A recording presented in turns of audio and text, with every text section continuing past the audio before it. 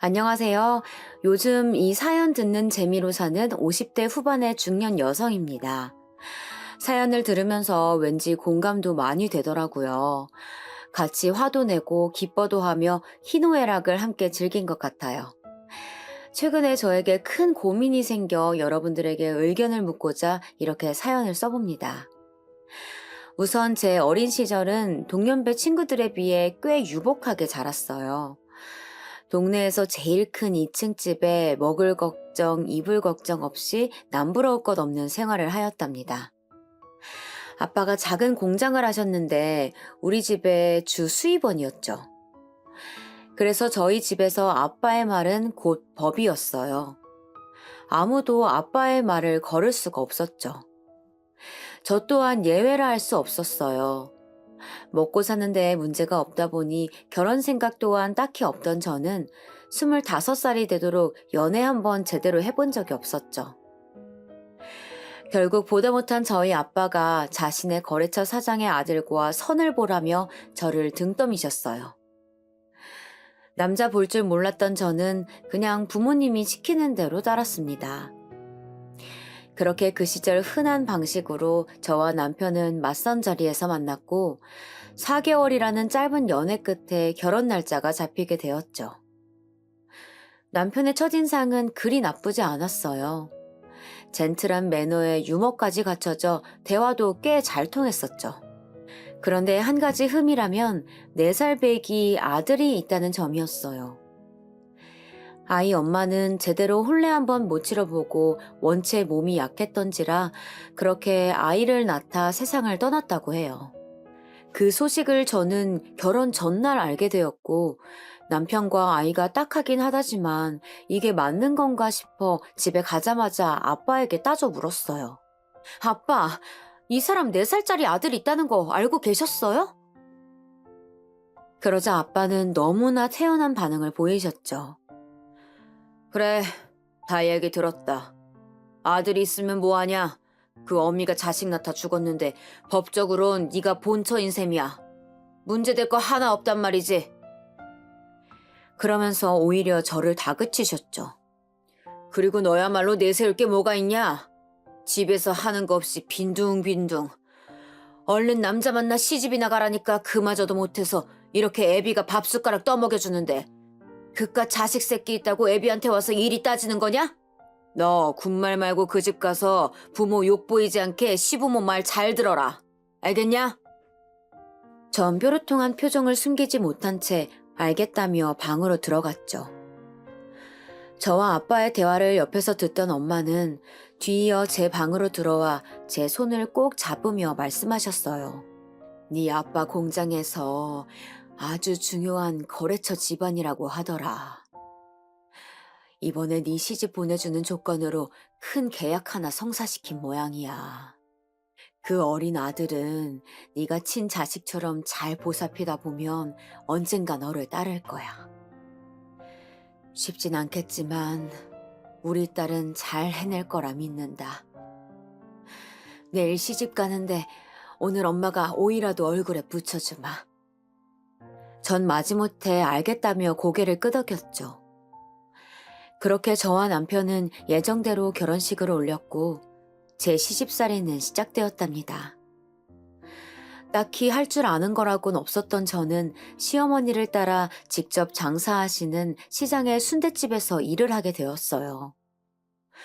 어머님의 순댓가게는 시할머니로부터 대를 이어서 운영 중인 시장에서 제일 가는 순대 전문점이었어요. 시부가 돈을 잘 버시니 그리 무리하지 않으셔도 됐지만 대를 잇는다는 생각에 열심히 운영하셨죠. 규모가 마냥 크진 않았지만 맛있다는 소문이 났는지 주말은 물론이고 평일에도 사람이 북적했죠.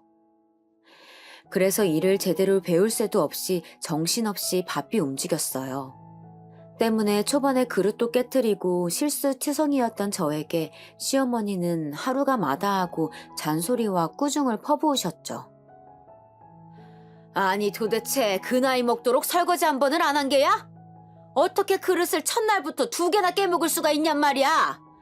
칼질도 엉성하고 네 부모님은 이런 기본적인 것도 안 가르치고 시집을 보내디? 아유, 답답해. 아유, 속 터져! 전 몸이 고단하고 힘든 것보다 저 때문에 부모님이 욕먹는다는 게 너무 힘들더라고요. 그렇게 매일을 방 안에서 조용히 눈물을 흘렸죠.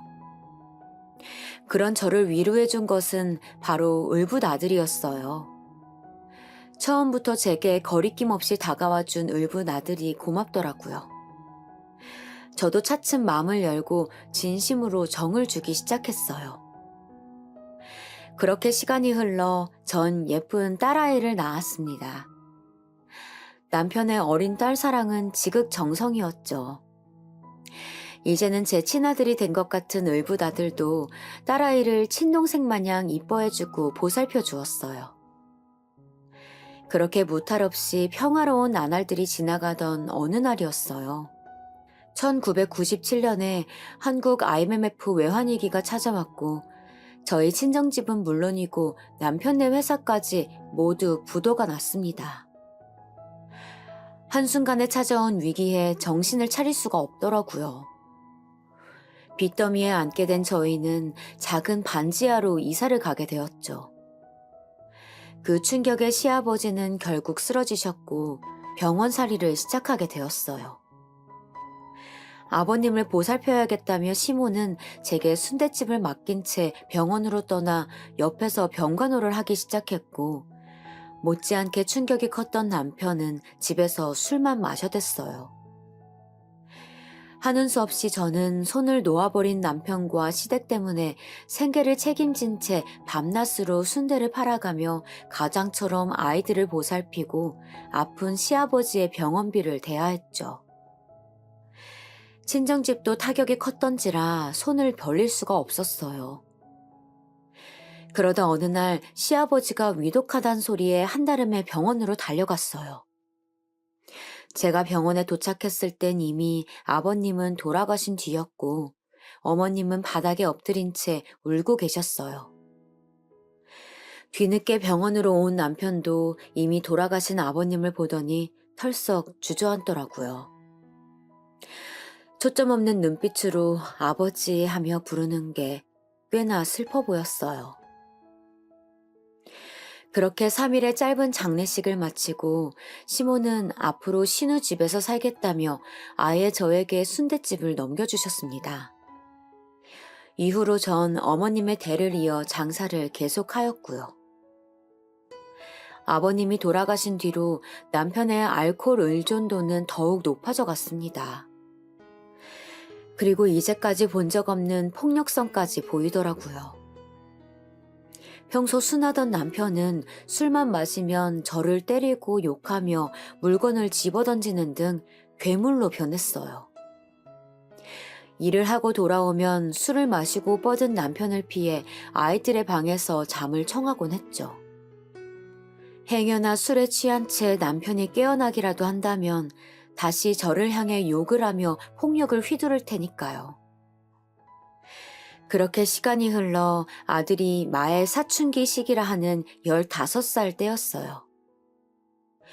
아들이 같은 반 친구를 때려 제가 학교에 와야 한다며 담임선생님에게 연락이 왔었죠. 전 그 말에 불이 나게 학교로 향했습니다. 당신이 얘 엄마야? 아니, 도대체 어떻게 자식 교육을 시키면 이렇게 우리 애를 만들 수가 있어, 어? 죄송합니다.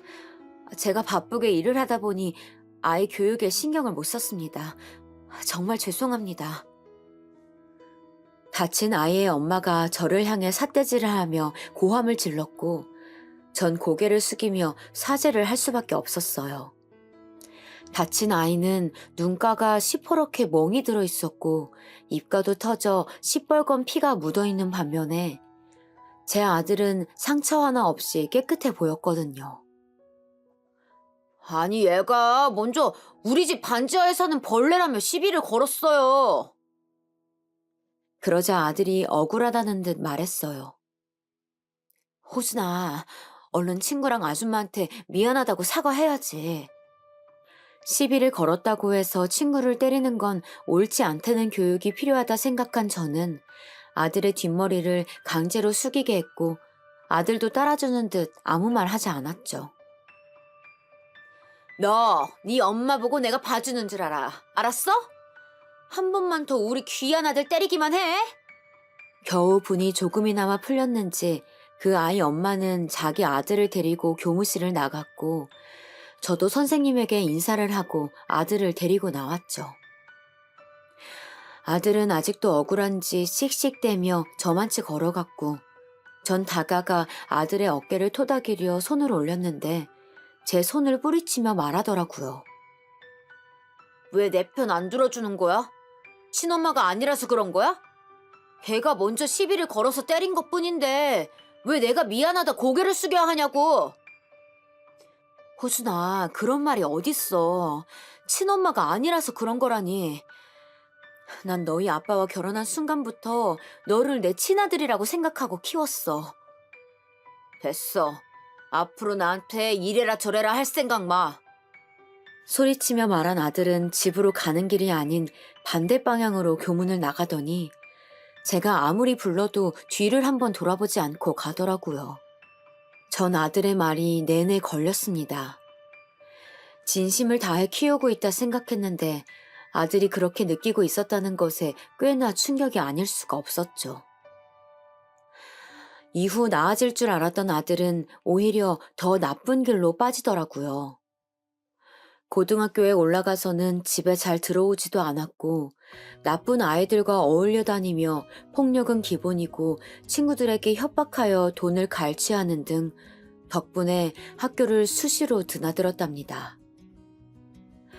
그럼에도 전 아들을 한 번이라도 따끔하게 훈계하지 않았어요. 저번처럼 계모라서 그러냐며 저에게 반항할까 두려웠으니까요. 아들이 18살 때쯤에는 갑자기 학교를 자퇴할 거라며 제게 통보를 하더라고요. 전 고등학교만큼은 제대로 나와야 하지 않겠냐며 제발 엄마의 소원이니 고등학교만은 졸업하자고 부탁했죠. 제 부탁에 아들은 시큰둥한 반응을 보였지만 그래도 진심이 통했는지 학교를 자퇴하진 않았고 이후로 나쁜 짓을 멈추진 않았지만 저번보단 학교에 불려가는 횟수는 좀 줄었습니다.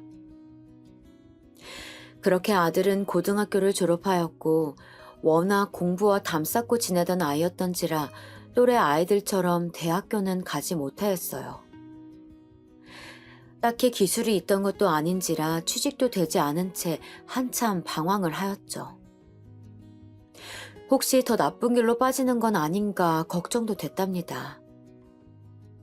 그러던 어느 날 저희 순댓집에 일주일에 한 번씩은 꼭 찾아주시는 단골 아저씨 한 분이 오셨고 전 반갑게 맞이해 주었어요.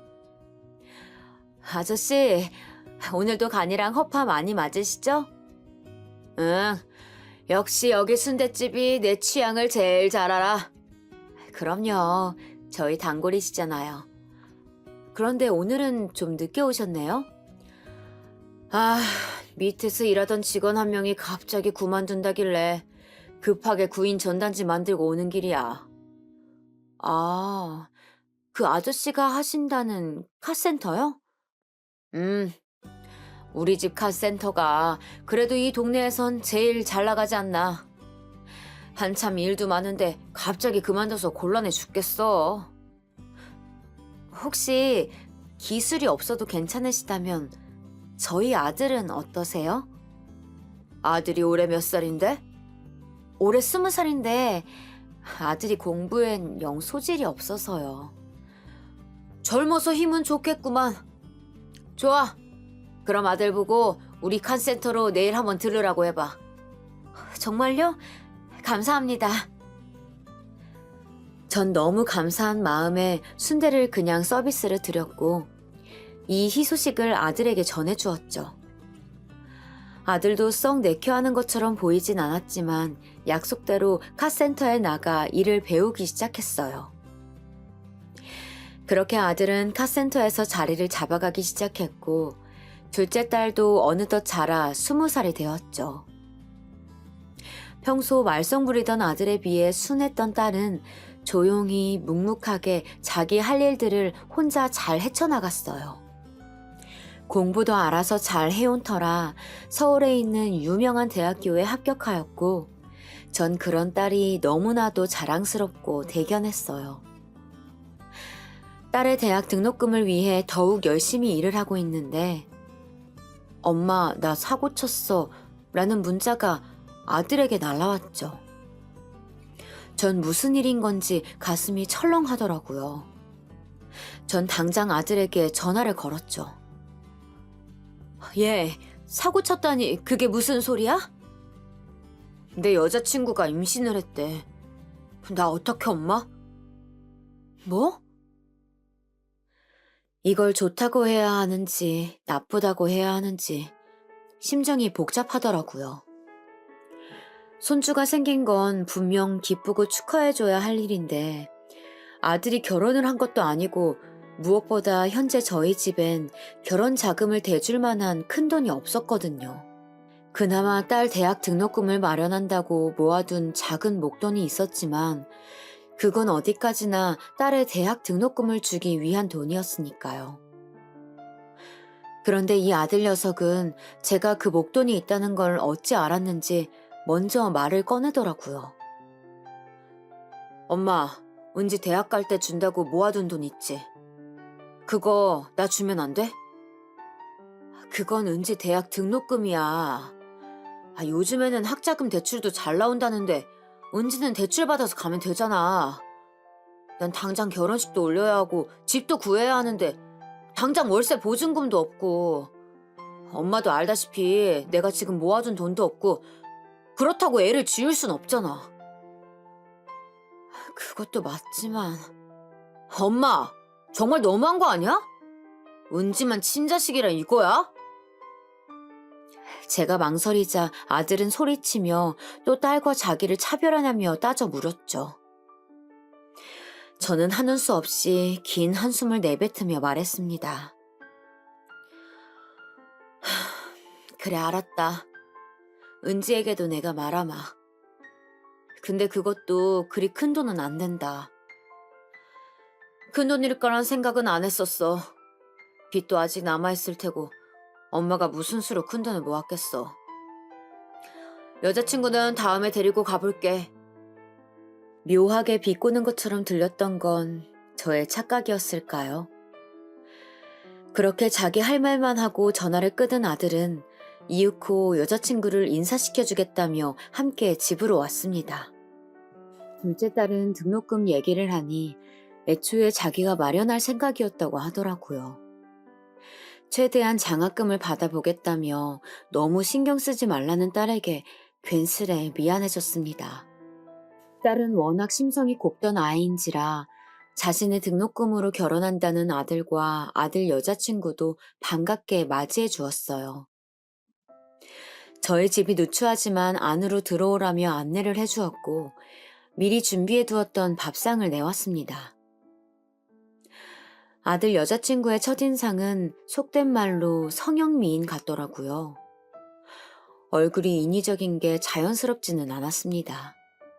제 딸보다 2살이 많다던데 겉모습만 봤을 땐 좋게 10살은 넘어 보이는 것이 기도 좀 세 보였어요.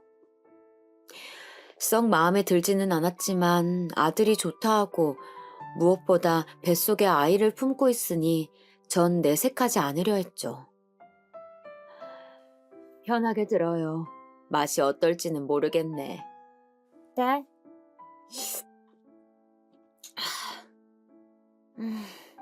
좀 싱거운 것 같은데요? 찌개를 한 입 맛보더니 바로 싱겁다 말하는 아들 여자친구의 모습에 당황한 모습을 숨길 수 없었어요. 싱거워요? 우리 집이 좀 싱겁게 먹기는 해요. 짜면 건강에 해롭지. 뱃속의 아이한테도 이 정도 간이 딱 적당할 거예요. 에이, 그건 간 못 맞추는 사람들이 만들어낸 핑계라던데. 첫인상도 별로였는데 말을 하면 할수록 싹수가 없는 게 더욱 마음에 안 들었어요. 딸은 갈비찜을 내놓으며 똑부러지게 제 말을 거들었죠. 찌개는 나트륨이 많아서 좀 싱겁게 먹는 게 건강에 더 이로운 건 맞아요. 이 갈비찜 한번 드셔보세요. 이건 간이 좀 맞을 거예요. 말을 마친 딸이 갈비찜 뚜껑을 열자 순간 욱 하며 입덧을 하는 아들의 여자친구였죠. 곧 며느리가 될 이 어린 여자가 벌써부터 왜 이리도 얄미운 건지 전 애써 괜찮은지 물었고 아들은 그새 달려가서 등을 두드려주고 있었어요.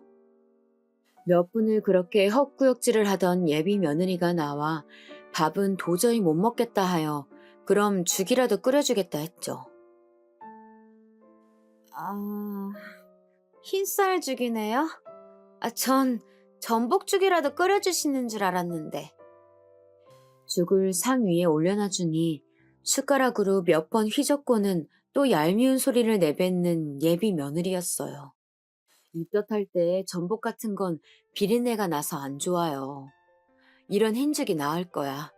어서 들어요.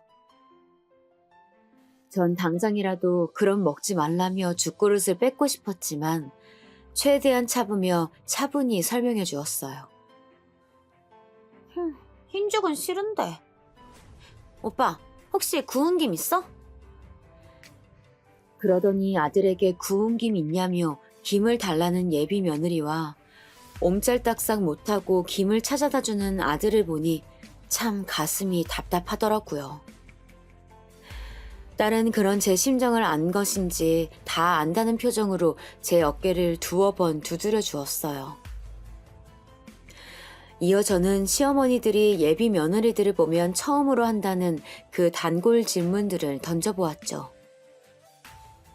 부모님은 지금 무슨 일을 하시나요? 엄마는 제가 어릴 때 저 버리고 도망가셨고 아빠는 노래방 하세요. 바쁘대서 저도 잘 못 봐요.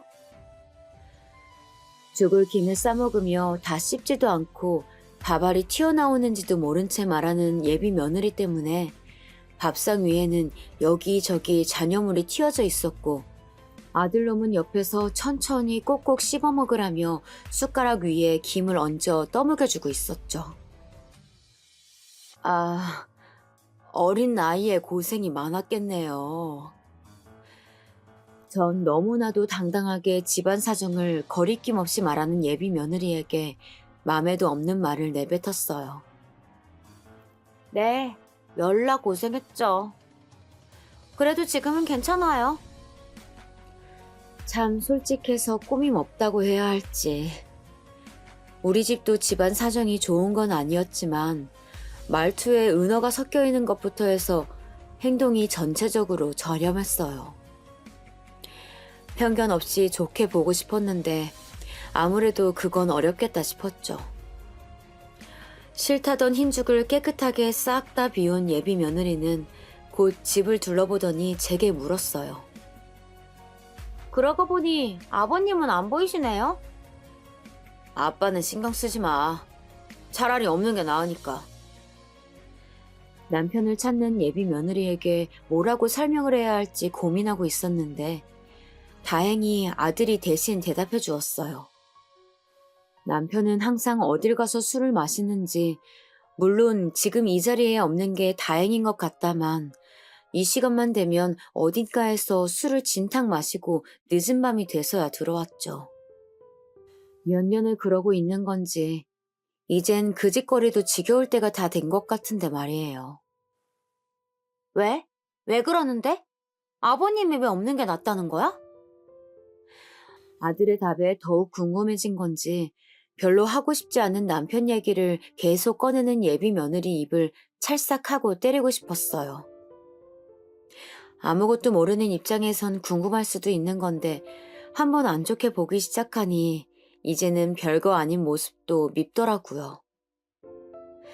아들은 제 눈치를 살피더니 다음에 말해주겠다고 하며 자리를 일어섰습니다. 엄마, 더 궁금한 거 없지? 결혼식은 배 불러오기 전에 최대한 빨리 올리려고 해. 괜찮지? 그래. 그렇게 해라. 집에 잘 데려다 주고. 그럼 조심히 가요. 전 마지막에 예비 며느리에게 나오지 않는 억지 웃음을 지어가며 인사를 하였고, 아직 배도 안 나왔는데 부축을 받으며 일어서던 예비 며느리는 저에게 고개만 살짝 내리며 인사하는 신용만 내비치고 나갔어요. 아들 내외가 나가자마자 전 딸에게 말했어요. 어쩜 저런 애가 다 있니? 무식하면 싹수라도 있던가. 예의는 고사하고 기본적인 개념조차 없어 보이네. 좋은 시어머니의 모습을 보여주고 싶었지만 제가 생각했던 것보다 너무 기대치가 못 미치는 예비 며느리 때문에 전 딸에게 예비 며느리 흉을 안 볼 수가 없었죠. 마지막에 엄마 인사하는데 말도 없이 그냥 고개만 까딱하고 가는 거 봤어? 인사했는데 목소리가 안 들렸을 수도 있지. 아까 말하던 목소리는 쩌렁쩌렁하던데 안 들렸을 리가 있니? 그리고 또 뭐 간이 싱겁네. 갑자기 입덧을해선 애써 죽 끓여줬더니만 전복죽 타령해. 말하는 건 왜 또 그렇게 저렴한지. 엄마 그만해. 왜 자꾸 이 자리에 있지도 않는 사람을 뒤에서 흉보고 그래. 엄마가 이런 걸 너한테 말 안 하면 누구한테 말하겠니? 너는 괜찮았어? 내가 괜찮고 안 괜찮고 할 게 뭐가 있어. 이미 뱃속에 오빠 아이가 자라고 있는데. 근데 얘기 들어보니까 우리보다 집안 사정이 딱한 것 같은데 잘 못 배워서 그런 거 아닐까? 좋게 생각하자. 흉보는 저를 말리고 예비 며느리 편을 들어주는 딸 때문에 저는 더 이상 말을 하지 않았어요. 그렇게 몇 주가 흘렀고 결혼식 날짜를 다음 달 중으로 잡았다며 아들에게 연락이 왔죠. 이 소식을 전 시어머니에게 전했고 아들의 결혼 소식과 곧 증손주도 본다는 말에 굉장히 기뻐하셨어요. 그리고 저에게 줄 게 있다며 통장 하나를 건네주셨죠. 이게 뭔가요, 어머님? 네 시아버지 사망보험금 나온 것 중 일부다. 너희에게 주려고 남겨놨던 너희들 몫이야. 진즉에 줬어야 했는데 내가 경황이 없었구나. 어머님, 정말 감사해요. 감사하긴 뭘. 네가 전에 시아버지 병원비도 냈다는 거 안다. 예전에 부도 난 것 때문에 남은 빚도 아직 못 갚았을 텐데 이걸로 조금이나마 너희들 살림에 보탬이 되면 좋겠구나. 그리고 은지한테 얘기 들어보니 은지 아비는 아직도 술에 빠져 산다며? 네, 도통 고쳐지질 않나 봐요. 아휴, 자식들 생각도 해야지. 그놈은 늙어서도 어미 속을 썩이는구나. 네가 고생이 많겠지만 옆에서 잘 좀 봐줘라. 예전에는 지독한 시집살림에 시모가 가끔은 밉기도 했었는데 부도가 나 집안이 풍비박산된 이후로는 시어머니의 불같은 성질도 어느새 누그러져 있었어요. 덕분에 전 그 길로 은행으로 가 지금까지 저도 조금이라도 아껴가며 모아둔 쌈짓돈을 합해 빚을 모두 청산하였고 홀가분한 마음으로 집으로 돌아오고 있었습니다. 그런데 누군가 현관 앞을 서성이고 있더라고요. 가까이 가보니 술에 취해 비틀거리는 남편이었어요. 아유, 이 인간이 또 어디서 술을 이렇게 퍼마신 거야. 여보, 정신 좀 차려봐. 전 인사불성이 돼버린 남편을 겨우 부축한 채 방에 눕혔고 얼굴은 시뻘개진 채 비몽사몽 동공을 굴려대는 남편에게 말했어요. 당신 첫째 아들 다음 달에 장가를 간대요. 곧 애도 태어난다는데 말이야. 할애비가 일이 엉망인데 손주가 퍽이나 좋아하겠어. 알아들을 리 없는 남편에게 정신 좀 차리라며 말하고 저도 곧 잠을 청했죠. 그리고 다음날 여느 때와 같이 일을 하러 가려고 아침 일찍 일어났는데 웬일인지 저보다 먼저 일어나 있던 남편이 제게 말했어요. 어제 당신이 한 말 사실이야? 어제 뭐? 호준이 다음 달에 결혼하고 곧 아기도 태어난다는 말? 음, 사실인가 보네. 그렇다니까. 근데 그거 물어보려고 아침 대바람부터 일어난 거야? 아침부터 일어난 게 아니라 어제 그 말 듣고 술이 깨서 그때부터 안 잤던 거야. 호준이 결혼식은 당신 혼자 다녀와. 난 아비 자격이 없다. 술에 취하지 않은 멀쩡한 상태에서의 남편과 대화한 건 꽤나 오랜만이었어요. 이제는 술에 취해 있는 모습보다 이런 제정신인 모습이 더욱 어색했죠. 자아성찰까지 하는 남편의 모습에 전 이때다 싶어 말했습니다. 당신 이참에 술 좀 끊어. 어제 어머니한테 다녀왔어. 어머님이 전에 아버님 사망보험금의 일부를 주셔서 그걸로 빚도 탕감했고. 우리 네 식구 이제 제발 좀 정상적으로 살자. 이 지긋지긋한 반지하도 좀 벗어나고. 그니깐 당신도 술 끊고 다시 일도 시작하는 거야. 제 말을 들은 남편은 갑자기 자리를 일어나더니 옷을 챙겨 입었어요. 전 문 밖을 나서는 남편에게 소리치며 물었죠. 또 아침부터 어딜 가려고? 어디 좀 나갔다 올게. 그날 돌아오겠다던 남편은 한참 모습을 보이지 않았어요. 또 어디서 술 마시며 돌아다니고 있겠구나 생각했죠. 원체 저는 잠자는 시간을 제외하곤 밤낮으로 일만 했고 남편은 항상 어딘가에서 술을 마시느라 모습을 잘 보이지 않았기에 그냥 대수롭지 않게 생각했어요. 이후 아들의 결혼식은 속전속결로 진행됐습니다. 서로 하객이 몇 없었기에 제일 작은 홀에서 진행했고 그럼에도 홀은 자리가 널널했죠. 덕분에 오랜만에 본 친정 부모님은 허리가 다 굽으셨는지 지팡이를 짚고 오셨고 저보다 형편이 더 좋지 않던 언니와 동생도 오랜만에 모습을 보였죠. 몇 년 만에 보는지 다들 몰라볼 정도로 많이 늙어 있더라고요. 그렇게 남편의 자리는 비워둔 채 별탈 없이 결혼식이 끝났습니다. 그로부터 몇 달 후 아직까지 모습을 보이지 않는 남편이 슬슬 이상하게 느껴지더라고요. 그러다 딸이 아빠에게 무슨 일이 생긴 것 같다며 다급하게 연락이 왔습니다. 전 무슨 일인지 물었고 그제야 딸은 그날의 일들에 대해 제게 말해주었죠. 아침에 제게 아들 결혼 소식과 손주 소식을 들은 그날 남편은 본인 스스로 알코올 중독 치료를 받아야겠다며 자주적으로 입원 치료를 강행했고 그 소식을 딸에게만 전하며 본인이 완치되기 전까지 이 내용은 비밀로 해달라며 부탁하였다고 해요.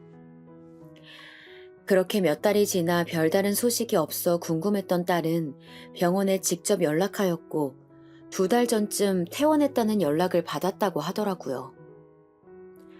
퇴원을 했으면 집에 와야 할 사람이 여태 감감무소식이 걱정된 딸이 제게 연락을 한 거였어요.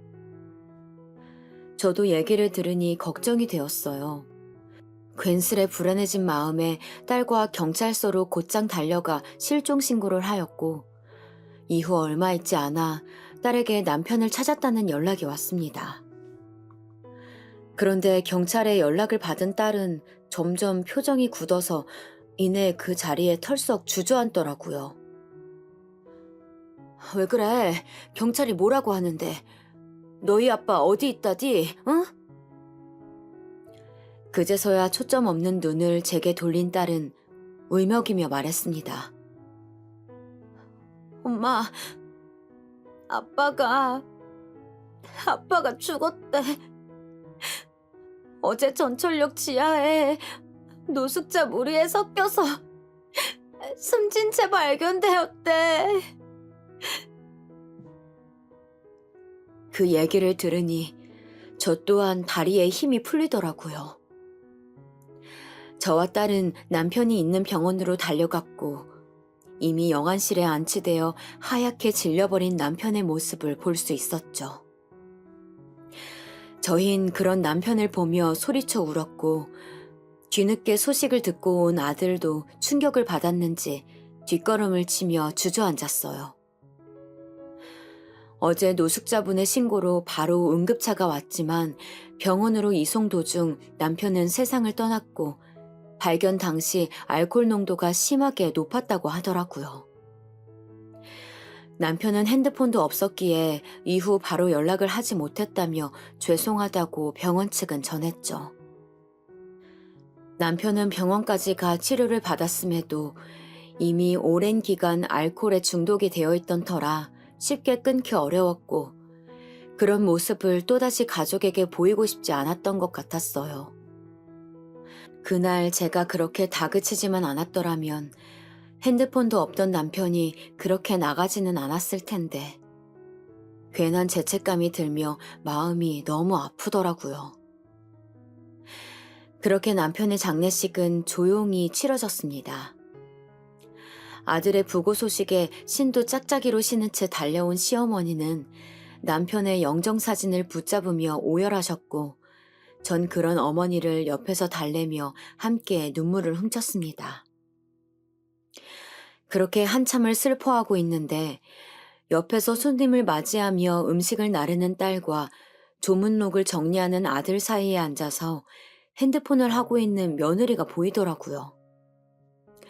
이제는 제법 배가 부른지라 일부러 손님에게 절하는 것도 제외시켜 주었는데 저렇게 세상 손 하나 까딱하지 않고 상전 마냥 편히 있는 며느리에게 괜히 심술이 났어요. 예, 넌 아무리 임신했다지만 너무 손 놓고 있는 거 아니니? 배가 불러 거동이 불편하면 그냥 서서 육개장이라도 푸던가. 아무리 한 번 본 적 없는 시아버지 장례식장이라고 해도 너무하단 생각 들지 않니? 전 결국 참다 못해 남들이 쳐다보건 말건 며느리에게 소리쳤고 이어 며느리는 주변 눈치를 살피더니 울음을 터뜨렸어요. 그 소리에 아들이 달려와 제게 소리치며 말했죠. 엄마 왜 애를 울리고 그래? 움직이기 불편하다길래 내가 앉아서 쉬라 했어. 말을 끝낸 아들은 며느리를 애기 달래듯 뚝 하는 소리를 내며 자기 소매로 눈물을 닦아주더라고요. 전 어이가 없어 그 자리에서 굳은 얼굴로 아들을 바라보았죠. 그러자 며느리는 제가 앞에 있음에도 굴하지 않고 아들과 대화를 나눴어요. 어머님 너무 무서워. 괜찮아. 지금 아빠 돌아가시고 너무 예민해서 그래. 그렇게 제 앞에서 둘이 대화를 나누더니 이내 아들이 저를 보며 말했죠. 난 얘 데리고 잠깐 나갔다 올게. 글쎄 왜 애한테 소리를 쳐가지군. 나를 예민한 시어미로 몬 아들은 저를 한껏 째려보더니 며느리를 데리고 나갔어요. 전 이 상황이 그저 답답하여 가슴만 쳐댔죠. 그걸 지켜보던 딸이 와 말했어요. 엄마가 좀 참지 그랬어. 이번엔 엄마가 심하긴 했어. 사람들 다 쳐다보는데 그렇게 소리 지르면 놀래지. 그러다 애 떨어지면 어쩌려고. 안 그래도 조심해야 할 시기인데. 이제는 딸까지 저를 나무라더라고요. 그리고 그 후로 아들이 며느리에 대한 과잉 보호는 더욱 심해졌어요. 며느리가 조금만 움직이면 당장 달려가서 옆에서 부축을 해주었죠. 전 그 광경이 꼴보기 싫어 고개를 저으며 외면했어요. 며느리와 작은 소란이 있었지만 그렇게 남편의 장례식은 마쳤고 저는 다시 일상으로 돌아갔습니다. 그로부터 며칠이 지나 며느리는 곧 울음소리가 우렁찬 게 아주 건강해 보이는 아들을 출산했어요. 소식을 전해 들은 전 지금껏 며느리의 행동들이 마음에 들진 않았지만 그래도 수고했다며 미역국을 끓여갔죠. 며느린 애를 낳고 철이 조금은 들었는지 끓여준 미역국을 먹으며 고맙다고 하더라고요. 그런데 처음 본 제 손자는 며느리는 좀 닮은 것 같은데 어째서인지 아들의 얼굴이 잘 없더라고요. 제가 아들의 아기 때 모습을 보지 못해 그리 느끼는 건지 몰라도 말이에요. 그래도 아들은 자기 아들이 그리도 좋은지 흐뭇한 아빠 미소로 손자를 안아주고 있었죠. 그렇게 병원을 나와 딸과 둘이 집으로 돌아가는 길에 우스갯소리로 말했어요. 내 손자지만 뭔가 낯선 게 호준이도 안 닮은 것 같고 혹시 남의 애인 거 아니야? 엄마! 혹시라도 오빠나 새언니 앞에서 그런 말 절대 하지 마. 아주 못하는 말이 없어. 아유, 깜짝이야. 얘가 왜 이렇게 소리를 지르고 그래? 그냥 하는 소리지. 전 소리를 지르며 말하는 딸 때문에 화들짝 놀라며 말했죠. 그냥이라도 그런 말이 어딨어. 그리고 내가 봤을 땐 오빠 조금은 닮은 것 같던데 괜히 그래. 엄마 새언니 좀 그만 미워해. 딸의 말에 진짜 제가 괜히 며느라기를 안 좋게 보고 있기 때문에 제 손주도 낯설게 느껴지나 싶었어요. 영 틀린 말은 아닌 것 같아 반박을 할 수가 없었죠. 그렇게 제가 침묵하자 저의 눈치를 살피던 딸은 오늘 순댓집에서 저를 도와주겠다고 하더라고요. 지금껏 딸은 처음에 말했던 것처럼 스스로의 힘으로 대학을 다니며 저녁엔 종종 저를 도와 알바를 자처해 주었어요.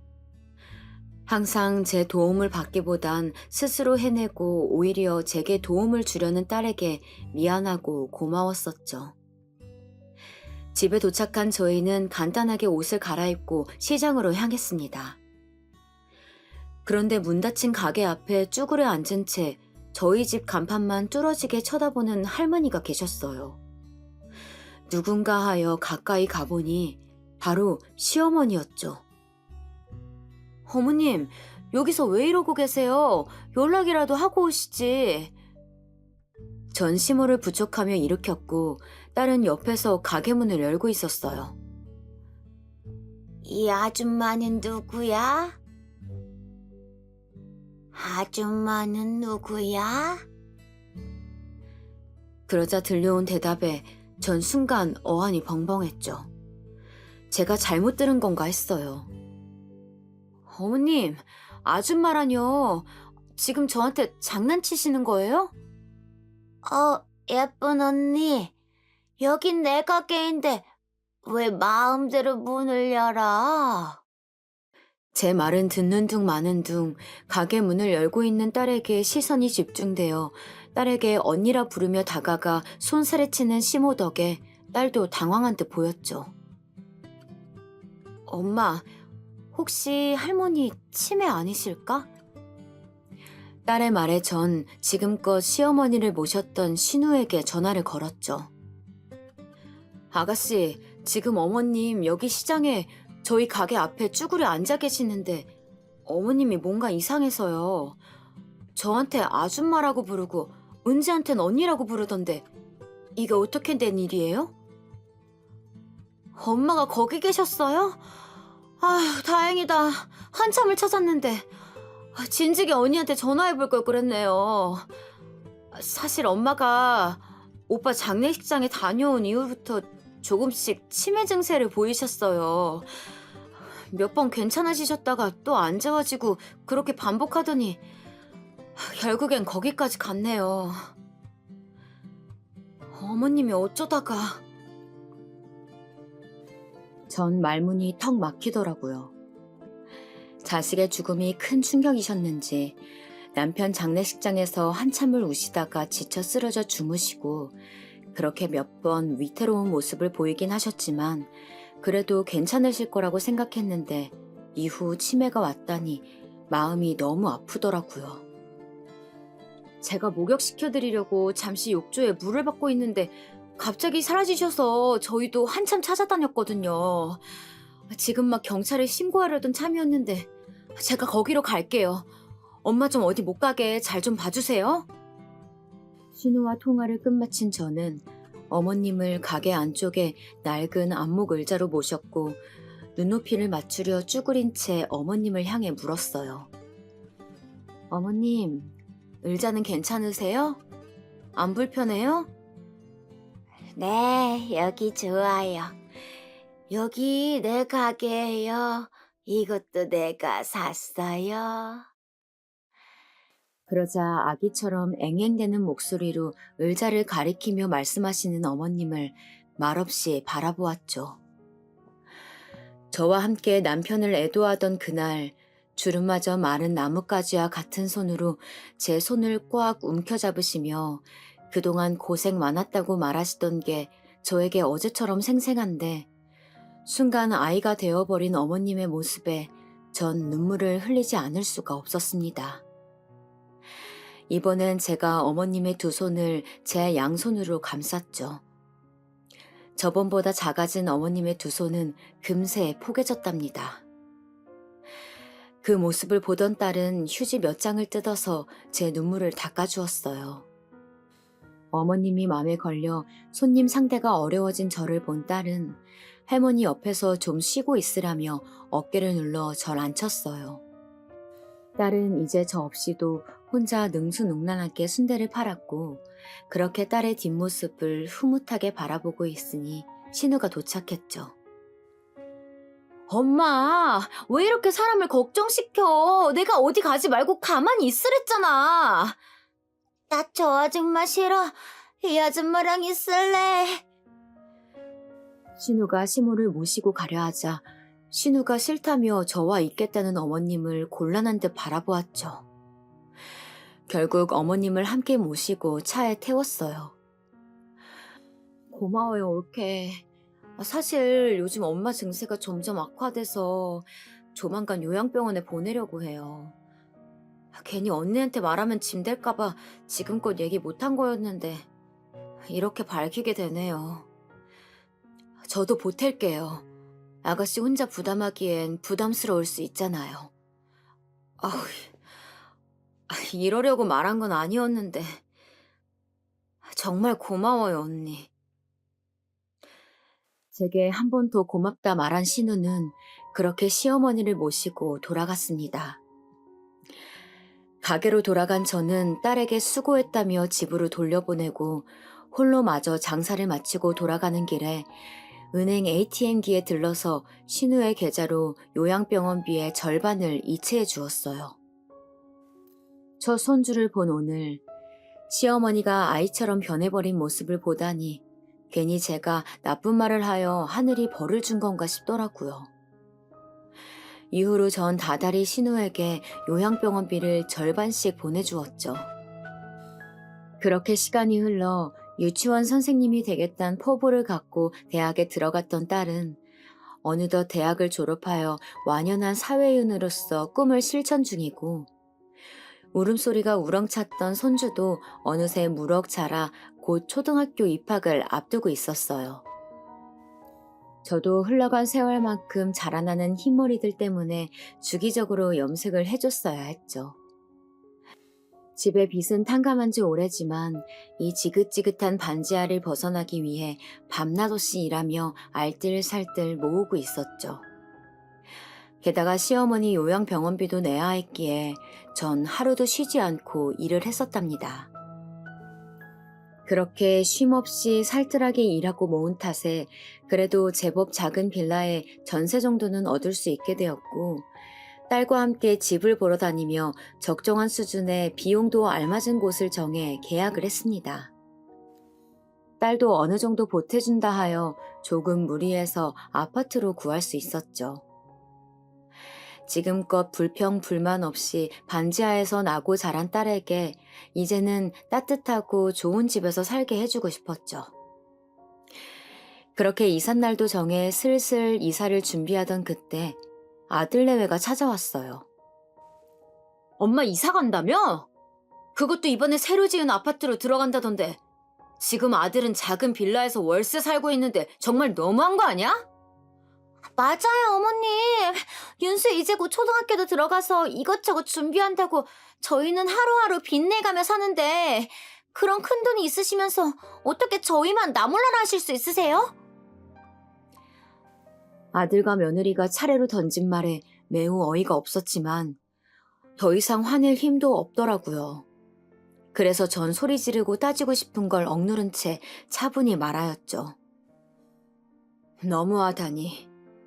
너희들이야말로 정말 너무한 거 아니니?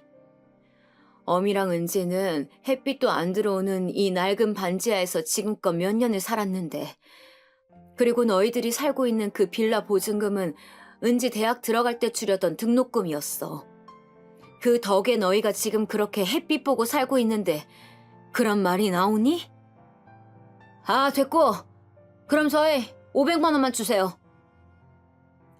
제 말에 더 이상 듣기 싫다는 듯 짜증을 내던 아들은 곧 은행에 맡겨놓은 돈 찾는 것 마냥 돈을 달라고 하더라고요. 500만 원은 또 뭐하게? 나한테 돈 맡겨놓은 것도 아니고 왜 매번 이렇게 찾아와서 돈을 달라는 거야? 엄마도 이제 힘들어. 집주인이 보증금 올려달래. 그리고 윤수 초등학교 보냈는데 돈이 좀 들어. 지금 그것 때문에 대출도 끌어다 썼다고. 호준이 너 내가 카센터에 일 다니게 해줬잖아. 지금껏 돈 벌면서 모은 거 하나도 없는 거야? 그리고 애가 초등학교 들어갔는데 무슨 돈이 필요해? 아, 좀! 달라면 그냥 줄 것이지. 무슨 말이 그렇게 많아? 혹시 내가 친아들이 아니라서 빚에 허덕이든 말든 상관없다는 거야? 아들의 어처구니 없는 말에 머리가 핑 돌더라고요. 순간 이명이 삐 하고 울리며 무게중심을 못 잡아 휘청이는데 딸이 달려와 저를 부축해주어 겨우 쓰러지는 건 면할 수 있었어요. 그리고 모든 대화를 다 들었는지 딸이 말했죠. 그 돈 내가 줄게. 네가 무슨 돈이 있어서 그 돈을 줘? 딸의 말에 아들 녀석은 비꼬듯 물었어요. 적금 들었던 건 이번에 엄마랑 이사한다고 다 깨서 없고 나중을 위해서 청약 들어놓은 거 있어. 500까지는 안 될 거야. 괜찮으면 일단 그걸로 빚 갚아. 전 그 말에 더욱 시큰거리는 머리를 붙잡고 딸을 바라봤어요. 딸은 걱정 말라는 듯 시선을 아들 녀석을 향한 채 제 한 손을 붙잡아 주었죠. 그래, 역시 은진이가 누구랑은 다르게 날 진짜 친오빠처럼 잘 생각해주는 것 같아 믿음이 가네. 딸의 말에 사양은커녕 고맙단 말도 않는 뻔뻔한 아들 내외의 모습에 이제는 치가 떨리는 듯했죠. 전 지금껏 아들을 친딸인 은지보다 더욱 보살펴주며 진심을 다해 키웠다고 생각했는데 왜 그렇게 저를 미워하는지 아들의 속내를 전혀 알 수가 없겠더라고요. 아들 내외는 뒤이어 딸에게 주말에 바빠 집에 못 올 것 같다며 자기 아들 윤수를 이 허름한 반지하에서 재울 수도 없으니 직접 자기네 집으로 와 윤수를 하루만 봐달라고 부탁을 하더라고요. 속도 좋은 딸내미는 알겠다며 그 부탁을 거절하지 않았고 그제야 아들 내외는 다시 자기네 집으로 돌아갔어요. 이렇게 바보같이 착하기만 한 딸이 너무 미안하고 안쓰럽더라고요. 그런 제 마음을 알기라도 한 건지 딸은 괜찮다며 저를 위로해 주었어요. 그로부터 며칠 후 저와 딸은 새 집으로 이사를 하였고 또다시 바쁜 나날들을 보냈습니다. 그런데 요 근래 명치 끝이 세게 아프더라고요. 덕분에 입맛도 없어 끼니를 거르는 날도 많게 되었고 그러다 보니 체중이 자연스럽게 살이 빠졌어요. 그런 제 모습을 본 딸은 괜찮다는 저를 끝내 데리고 병원에 갔고 동네 내과를 가보니 큰 병원으로 가라고 하더라고요. 저도 계속 이렇게 복통이 지속되면 일하는 데 지장을 줄 수 있으니 가서 제대로 검사를 받아보았죠. 췌장암입니다. 다행히 초기라 다른 데 전이는 안 됐지만 빠른 시일 내로 수술하셔야 합니다. 더 퍼지게 되면 수술을 할 수 없을지도 몰라요. 결과를 들은 저는 순간 망치로 뒤통수를 맞은 것처럼 아무 말도 할 수가 없었어요.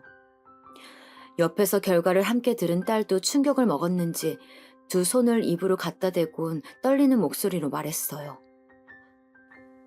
수술만 하면 저희 엄마 사실 수 있으신 거죠? 어떤 수술이건 장담은 드릴 수 없습니다. 다만 이대로 계시면 더 위험해져요. 그 말을 들은 딸은 당장 입원하자며 난리였어요. 하지만 전 위험할지도 모르는 이 수술을 당장 들어가기엔 마음의 준비가 꽤 필요했죠. 그래서 딸에게는 일주일만 미루자며 설득했어요. 그리고 전 시모의 요양병원에 가 오랜만에 시모를 봤어요.